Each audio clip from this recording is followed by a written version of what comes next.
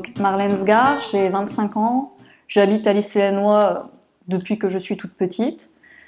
Et du coup, mon parcours politique commence vraiment en 2013, on va dire, même si j'ai toujours été plus ou moins intéressée par la politique, j'ai toujours suivi ce qui se passait. En 2011, j'ai été interpellée par quelques affaires nationales qui du coup m'ont poussée à rechercher peut-être un petit peu plus quelle était réellement ma fibre et me dire d'accord, je vote, mais peut-être aussi il y a un emplacement où je pourrais davantage me retrouver qu'à chaque fois recevoir les tracts quelques jours avant l'élection et voter un petit peu de façon aléatoire. Ce que je faisais jusque-là, je pense, parce que je ne m'y retrouvais pas trop.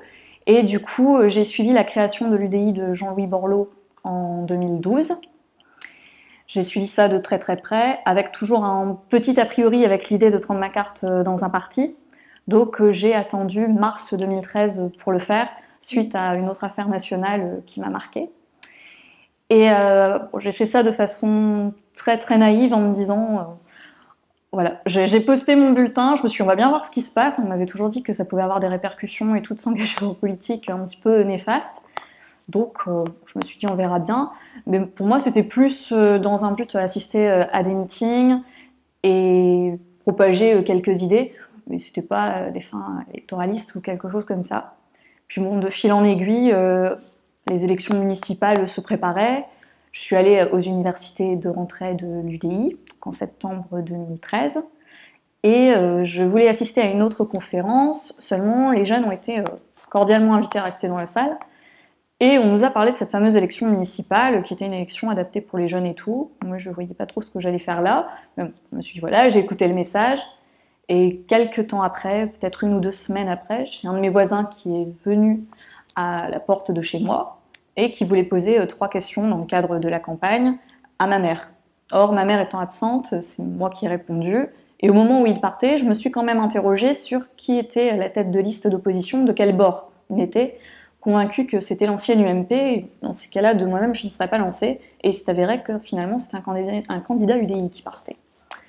Donc, je me suis dit c'est peut-être un signe, et c'est comme ça que j'ai commencé à m'impliquer. Puis bon, de fil en aiguille, hein, en 2014, contre toute attente, nous sommes passés. Puis je me suis... À ce moment-là, j'avais un peu envie de souffler, parce que c'était la première fois que je m'étais engagée dans une campagne, et bon, j'étais 18e de liste, je crois, donc c'était pas du tout pareil qu'une candidature titulaire. Or, dans la foulée se préparaient les élections européennes, et comme j'avais rencontré les jeunes de l'UDI entre-temps, il fallait tout de suite se relancer dans une autre élection. Je me disais, je suis pas certaine que je vais avoir l'énergie et tout, et puis j'étais pas encore certaine d'avoir ce souffle. Et finalement, j'ai eu vraiment ce vent d'Europe qui nous est apparu au sein des jeunes, et c'était une élection très très importante. On a été beaucoup sur le terrain, peut-être même plus que sur l'engagement municipal pour le coup. Et nous sommes allés tracter à Hénin-Beaumont et tout, et c'est là que j'ai rencontré Patché, que j'ai rencontré M. Audric Alexandre, qui est candidat du côté d'Arras, sur la 2e circonscription du Pas-de-Calais actuellement. Et nous avons tracté à Hénin-Beaumont pour la symbolique, en fait, vraiment pour aller contre les terres du Front National. Et c'est là que je les ai connus et que, de fil en aiguille, je me suis sentie de plus en plus proche d'eux. J'ai fait de plus en plus d'actions avec Patché. Et du coup, au fur et à mesure des élections, ça nous a amenés ici aux législatives. Et donc pourquoi vous vous présentez à ces élections législatives? Alors, du fait de mon implication à Patché, on m'a fortement recommandé d'y aller. Donc, au départ, je n'étais pas certaine du tout, parce que je sais tout le stress qu'il y a derrière une élection et tout, je l'ai vécu, et porter une candidature en tant que titulaire, c'est encore autre chose, surtout à 25 ans. Enfin, moi, à ce niveau-là, je suis consciente de ma jeunesse. Mais en même temps, quand j'avais vu le résultat des élections européennes en mai 2014, on va dire que j'étais contente d'un côté parce que, comme j'étais encore à l'UDI à ce moment-là, nous avions atteint le score qu'on s'était fixé. Donc là-dessus, on pouvait se dire que notre travail avait porté ses fruits.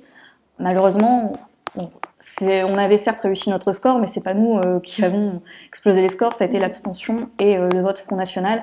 Et là, je me suis dit déjà à cette époque, on ne pourra pas attendre 2019 pour se mobiliser, c'est certain.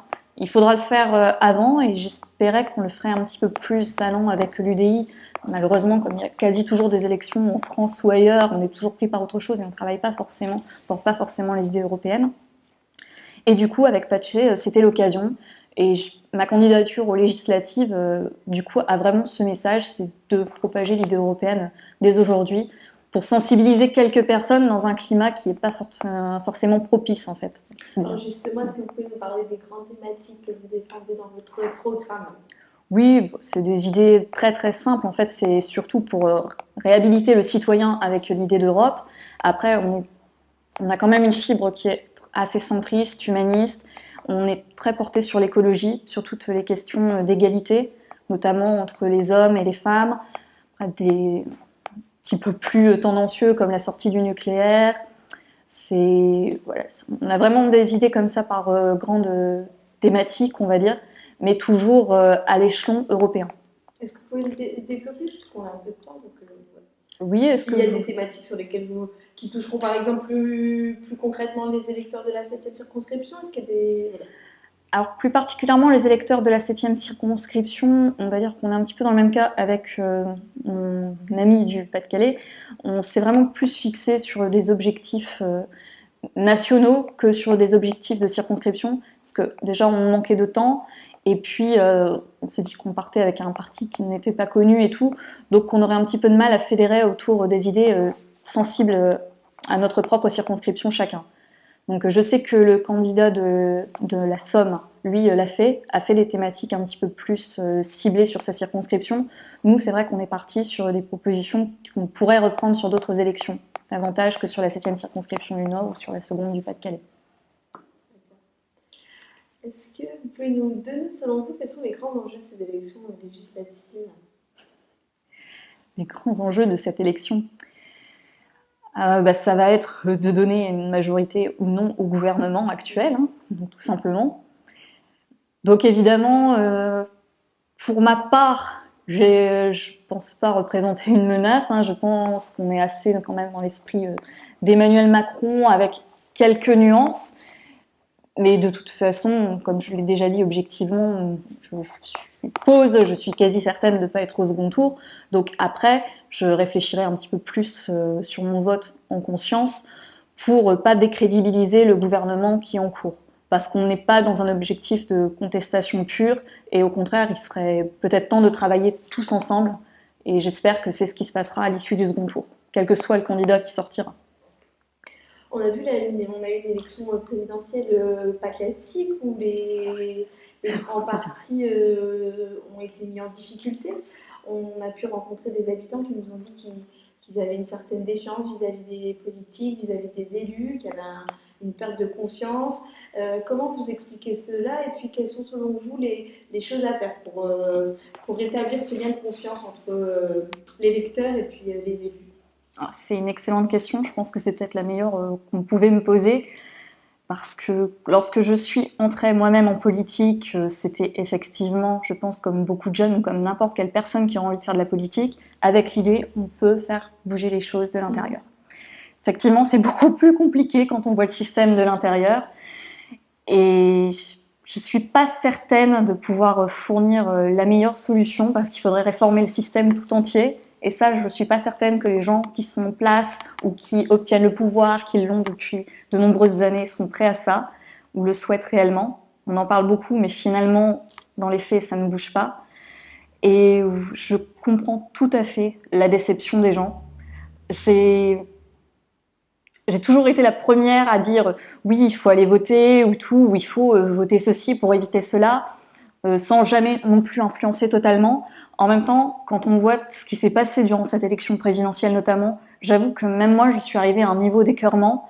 J'avais un profond enthousiasme à l'idée de me dire on va peut-être pouvoir faire bouger les choses sur cette élection présidentielle. Moi, j'ai perdu 11 €, je le vois comme ça, parce que je suis votée à toutes les primaires ouvertes. J'ai voté à la primaire des écologistes, j'ai voté à la primaire des socialistes, j'ai voté à la primaire de la droite.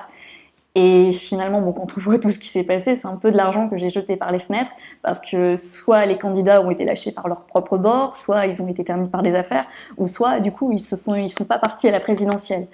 Donc c'est vraiment un élément de déception majeur. il est très difficile quand on voit ça, de se dire effectivement, de se dire qu'ils ne sont pas tous les mêmes. Et vous, est-ce que vous avez des initiatives qu'on pourrait mettre en place pour établir le lien de confiance entre l'électeur et puis le politique? Est-ce que vous avez des idées? Je pense que la meilleure façon, ça va peut-être paraître simple de dire ça, mais c'est la proximité avec les gens, c'est d'aller les voir directement, c'est d'écouter leur voix aussi, pas seulement de se dire on a travaillé autour d'un projet, donc voilà, on est super, on est un bon parti, on a travaillé, mais aussi finalement peut-être d'être allé consulter les gens qui parfois sont force de proposition, mais beaucoup plus que nous. Enfin, moi, c'est vraiment en écoutant des gens qui parfois me fournissent, enfin, m'illumine sur tel point auquel je n'avais pas réfléchi ou suggère telle idée, qu'on se rend compte que en fait, n'importe qui pourrait nous la prendre, la place en politique. N'importe qui peut y aller. Et c'est vraiment ça, il faut construire le projet tous ensemble. Et du coup, il faudrait peut-être être un peu plus proche du citoyen et du coup, peut-être moins occuper soit l'espace médiatique ou essayer de garder sa place ou ses affaires d'ego, que sais-je. Pour conclure, je vais vous demander de nous dire pourquoi les électeurs de la 7e circonscription doivent voter pour vous. Pourquoi les électeurs de la 7e circonscription doivent voter pour moi? Alors, déjà, si les électeurs de la 7e circonscription doivent voter pour moi, et j'espère qu'il y en a qui le feront, hein, bien évidemment, j'espère que ça sera parce qu'ils auront lu le programme quand même, qu'ils se reconnaîtront là-dedans, et peut-être dans un esprit de renouvellement, qui sait. Alors je sais que la jeunesse, ce sera soit pour certains un grand atout et pour d'autres une grande faiblesse, parce que c'est aussi une réflexion qu'on m'a dite et je peux que la cautionner aussi.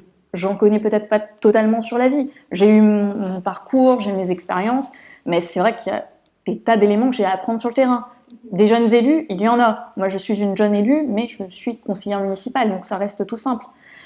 Et oui, donc ils se reconnaissent dans le programme majoritairement. Ils ont envie d'Europe, donc peut-être pas sur la 7e circonscription, mais à une instance plus haute, et ils ont envie de porter cette idée tout de suite. Ils sont curieux de découvrir Patché. Je pense que ça aussi, c'est important. Voilà, c'est l'essentiel. Très bien, merci beaucoup. Merci beaucoup.